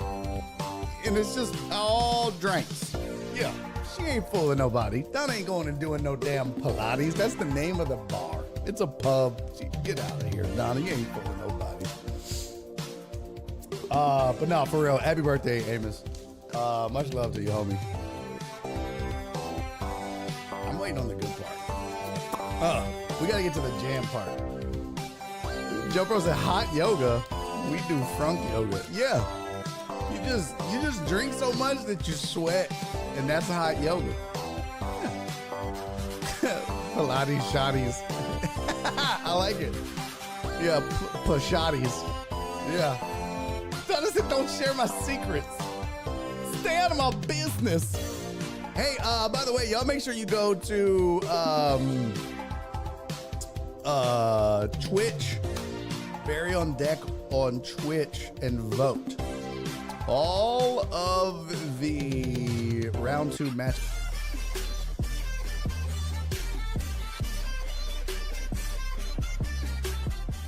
Yeah, that's what I was waiting on. All the round 2 matchups are up for your voting pleasure. So get your votes in, people. You got 48 hours to do so. Where's the goddamn link? Just give me the link. It's all I want, Daddy. See, Control C. Did I say Twitch? I meant Twitter. That's my bad. No, I'm not doing that shit again. Y'all was ass when it came to doing the polls last night. Let's see. Here we go. Yeah, here we go. I'm gonna run this and this. You can go vote on Twitter for your favorite dad bods. Twitter for your favorite dad bods. So Twitter is where you can go vote. Go get them in. Make sure you vote. You got 48 hours to do so. Share it. Tell as many people as you can to go vote. I was going to do Facebook, but very few people. I think we only had like one person do it right. So I was like, fuck it. We'll just do it on Twitter. That'll be how we advance to the next round. Okay? So 2 days to get your votes in on Twitter. All right? Get her done. Last thing before we exit. What was it? The shit was I gonna do? Oh, the video. Yeah. I wanted y'all to see this video. So this is pretty hilarious. Since I promised you a video, this is a really good video. This is Will Clark telling a story about Ricky Henderson. If you didn't know, Ricky Henderson loved to talk about himself in the third person. So instead of just saying me or I, he always said Ricky. So like if you met Ricky, Ricky talked about Ricky by saying Ricky. So he would be like, Ricky's thirsty. Ricky needs a drink. Instead of I, he would say Ricky. I don't know why he did that, but he did. All right. So this was Ricky Henderson, and this is Will Clark telling a story about Ricky Henderson on first base. What the shit is that? Oh, yeah.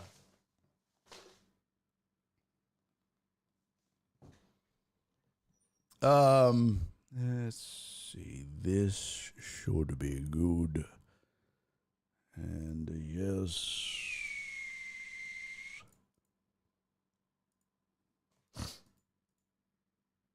Son of a bitch.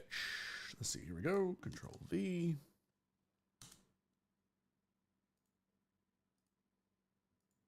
All right. Here we go. Check this out. Home from Wichita. Love y'all. Catch you tomorrow. All right. Hard job. Love you, buddy. Didn't Ricky strike out to Nolan for both the 5,000K and the 300th win? I'm not sure, but that sounds right. Total Dallas is eating Chick-fil-A. All right, here you go. Check this out. This is a great story, and then we're out of here. Watch this. Ah, shit. Hold on. Let me get the audio going.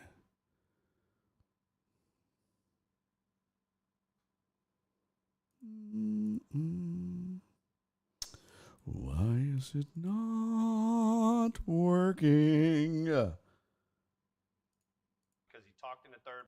There we go. All right. God damn it.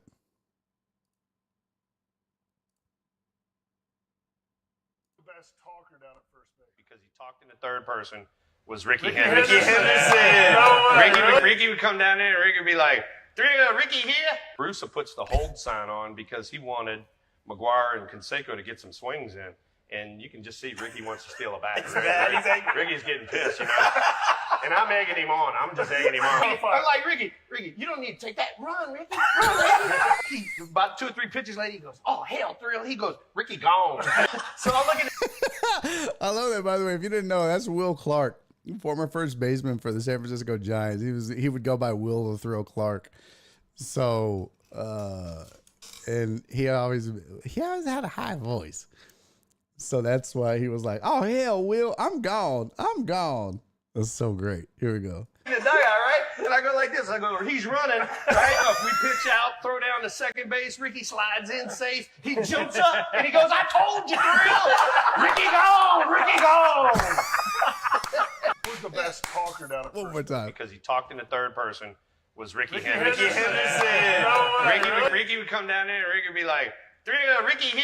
Bruce puts the hold sign on because he wanted McGuire and Canseco to get some swings in. So good. And you can just see Ricky wants to steal a bat. Exactly. Ricky's getting pissed, you know. And I'm egging him on. I'm just egging him on. I'm like, Ricky, you don't need to take that. Run, Ricky. Run, Ricky. About 2 or 3 pitches later, he goes, oh, hell, Thrill. He goes, Ricky gone. So I look in the dugout, right? And I go like this. I go, he's running, right? We pitch out, throw down to second base. Ricky slides in safe. He jumps up, and he goes, I told you, Thrill. Ricky gone. Who's the best talker? So great, man. So fucking great.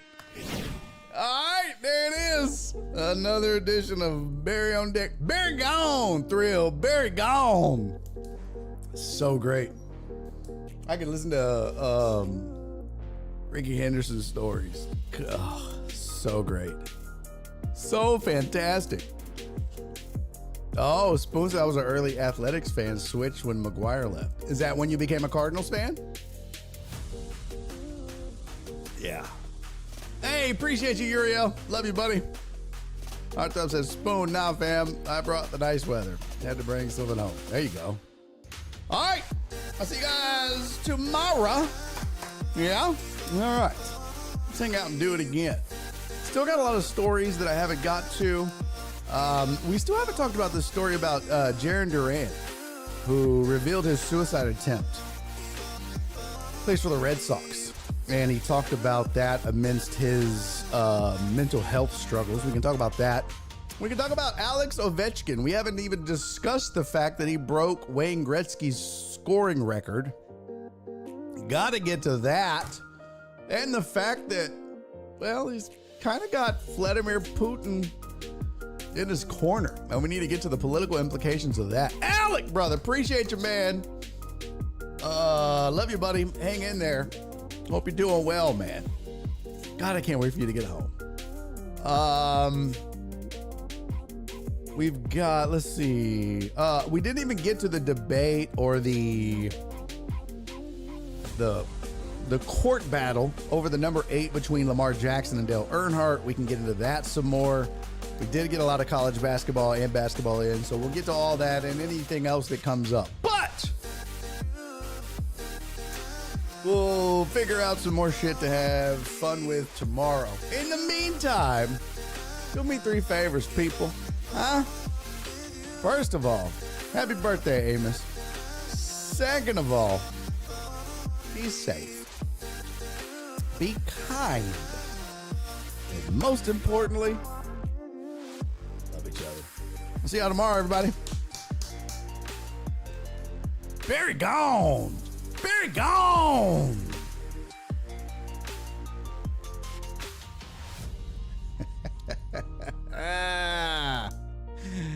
Gots to, brother.